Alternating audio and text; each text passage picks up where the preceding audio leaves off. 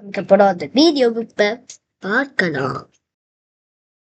திமிங்கலம் ஒரு பெண்ணை அட்டாக் பண்ற மாதிரியும் ஜெசிகா ராட்க்ளிஃப் அப்படிங்கிற அந்த பெண் பயிற்சியாளர் அங்கேயே இறந்து போயிட்டதா இன்டர்நெட்ல இன்னைக்கு எக்கச்சக்க வீடியோ வருது. ஆனா இது நடந்துருது. அதுலயும் ஆண்வாக்காக்கள் தான்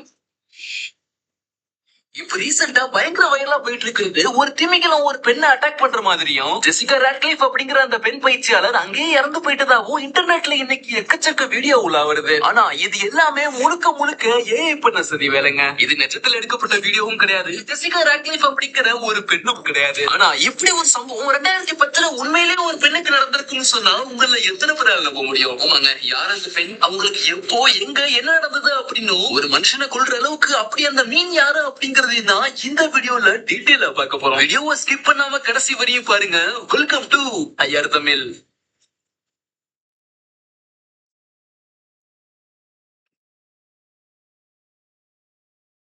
மிகப்பெரிய கடல் உயிரினம் அப்படின்னு சொன்னாலே திமிங்கலங்களும் சுறாக்களும் தான் நம்மள பல பேருக்கு ஞாபகம் வரும். ஆனா இந்த ஒரு உயிரினத்தை உங்கள எத்தனை பேர் பார்த்திருக்கீங்க? கிட்டத்தட்ட மொத்த கடல்லையே திமிங்கலங்களுக்கு அடுத்து மிகப்பெரிய உயிரினம் இதுதாங்க. ஓர்கான்னு சொல்லப்படுற இந்த மீன் டால்பின் இனத்தை சார்ந்தது. அதாவது டால்பின் இனத்திலேயே மிகப்பெரிய ஒரு மீன் வகை இதுதான். கிட்டத்தட்ட ஒரு ஓர்காவுடைய அதிகபட்ச நீளம் 10 மீட்டர். அதோட இடம் பாத்தீங்கன்னா அதிகபட்சம் 12,000 கிலோ வரையும் வளர வாய்ப்பு இருக்கு. ஒரு பிறந்த ஓர்கா பகான்னு சொல்லப்படுற இந்த மீன் டால்பின் இனத்தை சார்ந்தது. அதாவது டால்பின் இனத்திலேயே மிகப்பெரிய ஒரு மீன் வகை இதுதான். கிட்டத்தட்ட ஒரு ஓர்காவுடைய அதிகபட்ச நீளம் 10 மீட்டர். அதோட இடம் பாத்தீங்கன்னா அதிகபட்சம் 12,000 கிலோ வரையும் வளர வாய்ப்பு இருக்கு. ஒரு பிறந்த ஓர்கா 15 இருந்து 20 வருஷத்திலேயே அதோட முழு வளர்ச்சி அடைஞ்சிருது. அதுலயும் ஆண் ஓர்காக்கள் தான் பெண்களை விட 2 மடங்கு பெருசா இருக்குங்க. ஆனா வயது வரம்புல ஆண் ஓர்காக்களால அதிகபட்சம் 60 வயசு வரையும் தான் வாழ முடியும். இதுவே பெண்களால பாத்தீங்கன்னா 90 வயசு வரையும் வாழ முடியும். நல்லாதாங்க இருக்கும். பாக்குறதுக்கும் சரி, அது விளையாடுறதுக்கும் சரி ஒரு அழகான உயிரினம் தான். ஆனா அது சாப்பிடுற உணவுன்னு வரும்பொழுதுதான் ஓர்காக்கள் தங்களுடைய இன்னொரு முகத்தை காட்டுது. இந்த ஓர்காக்களுடைய இன்னொரு பேர் தான் வேல். மொத்த கடல்லையே வேட்டையாடி உண்ணக்கூடிய ஒரு மிகப்பெரிய பிரெடேட்டர் அப்படின்னா அது இந்த ஓர்காக்கள் தான். சின்ன சின்ன மீன்கள், பெண்குயின்கள், கடல் நாய்கள்ல இருந்து மிகப்பெரிய நீலத்திமிங்கல வரையும் இது எல்லாமே ஓர்காக்களுக்கு ஒரு வகையான உணவு தான். இப்போ நமக்கு ஒரு கேள்வி வரும், இந்த கிரேட் ஒயிட் ஷார்க்னு ஒண்ணு இருக்கு தெரியுமா அப்படின்னு. ஆமாங்க, ஆனா அந்த ஒயிட் ஷார்க்கே இந்த ஓர்காக்கள் பொம்மை மாதிரி வச்சு விளையாடுன்னு சொன்னா உங்கள எத்தனை பேரால் நம்ப முடியும்? சோ அது எப்படி அப்படிங்கறதையும் இந்த ஓர்காக்கள் எப்படி வேட்டையாடும் அப்படிங்கறத பத்தியும் பார்த்துட்டு அதுக்கப்புறம் நிஜ வாழ்க்கையில ஓர்கா அந்த பெண்ணை கொலை செய்ததை பத்தி பார்க்க போறோம்.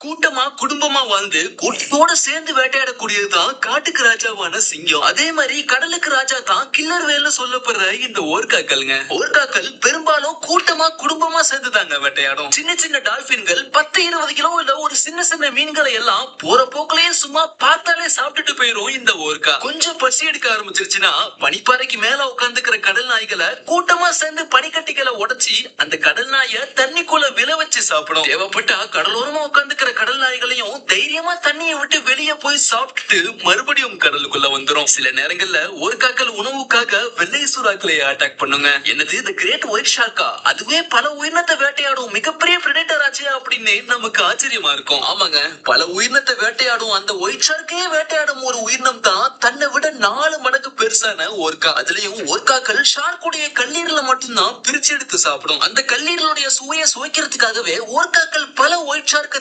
தேடி வேட்டையாடி கொண்டு கல்லீரல மட்டுமே சாப்பிடும். இதனாலேயே பல வெள்ளை சுறாக்கள் கல்லீரல் மட்டும் இல்லாம சடலங்களா பல இடத்துல கரை ஒதுங்கி இருக்கு.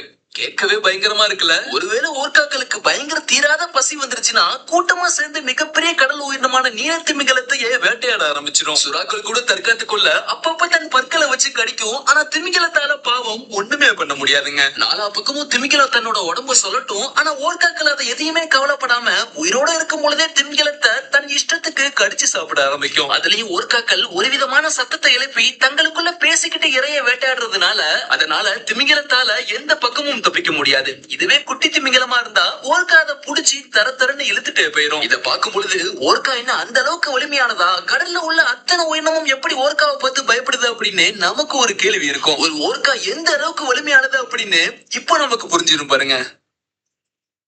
ஒரு நல்ல வளர்ந்த ஓர்கா மீனுடைய உடல் பலம் ஒரு 2 மிகப்பெரிய ஆப்பிரிக்கன் யானைக்கு சமம். கிட்டத்தட்ட மிகப்பெரிய கடல் உயிரினங்களே வேகமா நீந்தக்கூடியது இந்த ஓர்கா தான். அடுத்து கடிக்கும் திறன். இதுதான் இந்த சக்தியை வச்சுதான் மொத்த கடலையுமே ஆட்டி படைக்குது. ஒரு ஓர்காவுடைய பைட் ஃபோர்ஸ், அதாவது கடிக்கும் திறன் எந்த அளவுக்கு இருக்கும்னா, உங்கள எத்தனை பேருக்கு நாய்க்கடியை பத்தி தெரியும்? சரியான வலி வலிக்கும் கிட்டத்தட்ட 3000 PSI வரையும் கடிக்கும். இதுவே சிங்கம் புலிலாம் 1000 PSI வரையும் கடிக்கும். அடுத்த முதலைகளை பார்த்தோம்னா 3000 PSI வரையும் கடிக்கக்கூடியது. இப்போ இந்த கிரேட் ஒயிட் ஷார்க் பார்த்தோம்னா கிட்டத்தட்ட 4000 PSI கடிக்கும். 4000 PSIங்கிறது ரொம்பவே டேஞ்சரானதுங்க. ஒரு கடி கடிச்சா எந்த உயிரினமா இருந்தாலும் சரி சுக்கு சுக்கா நொறுங்கிரும். ஆனா இந்த ஒயிட் ஷார்க்குக்கும் மேல இன்னைக்கு உலகத்திலேயே நம்பர் 1 இருக்கிறது தான் இந்த ஓர்கா. கிட்டத்தட்ட ஒரு ஓர்கா ஒரு கடி கடிச்சுச்சுன்னா 19000 PSI பவருங்க. சுறாக்களை விட 5 மடங்கு சக்தி வாய்ந்ததா கடிக்கும். இப்ப நமக்கு புரிஞ்சிருக்கும் ஓர்காக்களை ஏன் இந்த கிண்ணறு வேல்னு சொல்றாங்க அப்படின்னு. கடல்ல இருக்கிற அத்தனை உயிரினத்தையும் போய் கடிக்கிற ஓர்கா அதே கடல்ல இருந்த மனிதர்களை கடிச்சதா எந்தவித ரெக்கார்டும் இல்ல. ஆனா உயிரியல் பூங்கா அப்படின்னு வரும் பொழுது அங்க இருக்கிற ஓர்காக்கள் மனிதர்கள்ட்ட தன்னோட வேலையை காட்டியிருக்கு. அந்த வகையில உலகம் முழுக்க பேசப்பட்ட ஒரு சம்பவத்தை பத்தி தான் இப்ப நம்ம பார்க்க போறோம். அமெரிக்கால ரொம்பவே பிரபலமான சீ வேர்ல்ட் அப்படிங்கிற ஒரு ஓர்கா பார்க் இருந்திருக்குங்க. ஓர்காக்களை வச்சு விளையாட்டு காட்டி அது மனிதர்களோட சேர்ந்து விளையாடுற மாதிரி வித்த காட்டுவாங்க. பல மக்களும் டிக்கெட் வாங்கி அதை பார்க்க வருவாங்க. அந்த பார்க் பாக்குறதுக்கு எப்படி இருக்கும்னா, சுத்திரும் மக்கள்லாம் சேர போட்டு ஆடியன்ஸா உட்கார்ந்து இருப்பாங்க. அதுக்கு நடுவுல ஓர்கா மீன்களுக்குன்னு கட்டப்பட்ட ஒரு மிகப்பெரிய தண்ணி தொட்டி இருக்கும். கடல்ல குட்டியில இருந்து புடிச்சிட்டு வந்த ஓர்காக்களை ட்ரைனிங் கொடுத்து அது நல்லா வளர்ந்த பிறகு அந்த தொட்டியில விட்டு ஓர்காக்களை வச்சு விளையாட்டு காட்டி ஆடியன்ஸை என்டர்டெயின் பண்ணுவாங்க. ஷோ நடக்கிற நேரத்துல அந்த ஓர்காக்கள் கூட சேர்ந்து விளையாட்டு கட்டுறதுக்காக நல்லா பயிற்சி எடுத்த சில ட்ரைனர் அங்க இருப்பாங்க. அவங்க மட்டும்தான் அந்த ஓர்காக்கள் கிட்ட போகணும், மீதி யாருமே போக கூடாது. சாப்பாடு கொடுக்கறதுக்கும் சரி, அதோட விளையாடுறதுக்கும் சரி, அந்த ட்ரைனர்களை மட்டும்தான் தன் கிட்ட விடும், மீதி யாரையுமே தன் கிட்ட விடாது. அந்த அளவுக்கு ஓர்காக்கள் தன் பயிற்சியாளர்கள் கிட்ட தான் சின்ன வயசுல இருந்தே நெருங்கி பழகி இருக்கும். அதுல ஒரு ட்ரைனர் தான் டான் பிரான்சியோ அப்படிங்கிற ஒரு 40 வயசு பெண்மணி. இவங்க மத்த பயிற்சியாளர் மாதிரி எல்லாம் கிடையாது. சின்ன வயசுல இருந்தே ஓர்கானா ரொம்ப பிடிக்கும். பாசத்தோட ஓர்கா கிட்ட பழக ஆரம்பிச்ச இவங்க தான் படிச்ச படிப்பு கூட வேலைக்கு போகாம இந்த ஓர்காக்களோட ட்ரைனரா இருந்து தான் வேலையை விரும்பி செய்யக்கூடிய ஆளு. அந்த மொத்த பூல்ல இருந்த 3 ஓர்காக்கள்ல டிலிகம் அப்படிங்கிற ஒரு ஆண் ஓர்கா தான் நல்ல வளர்ந்த ஒரு மிகப்பெரிய ஓர்காங்க. அந்த டிலிகம் ஓர்காவுடைய முக்கிய பயிற்சியாளர் தான் இந்த டான் பிரான்சியோ. இந்த பெண்மணி சொன்னாதான் டிலிகம் எந்த வேலையும் செய்யும். அந்த அளவுக்கு 2 பேரும் பயங்கர க்ளோஸ். 2 பேரும் சேர்ந்து தான் அந்த ஷோல விளையாட்டை காட்டுவாங்க. இதே மாதிரி நல்லா தாங்க போயிட்டு இருந்தது 2010 பிப்ரவரி 23 வரையும். அடுத்த நாள் சரியா 24 அப்போ